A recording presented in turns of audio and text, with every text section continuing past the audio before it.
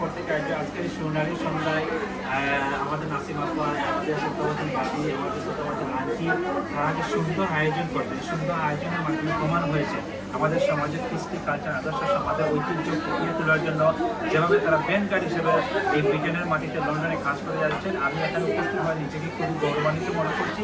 আমি বিশ্বাস করি এই জগৎটা সৃষ্টি করেছেন আল্লাহ তাআলা, এই জগতের মাধ্যমে প্রত্যেকটা নারী, প্রত্যেকটা নর, উইমেন ছাড়া কিন্তু এই জগৎটা কখনো সুন্দর হতে পারে না। সে সুন্দর উইমেনের মাধ্যমে, সুন্দর আলোড়ন সৃষ্টি করার মাধ্যমে আমি বিশ্বাস করি সবসময় এই তারা যদি কোনো সহযোগিতা লাগে আমাকে দাঁড় করাতে পাবেন। আমি বিশ্বাস করি একদিন ইনশাআল্লাহ এই সংগঠন ধাপে ধাপে ব্যান্ড গার্ড হিসেবে সমাজের জন্য কাজ করে যাবে।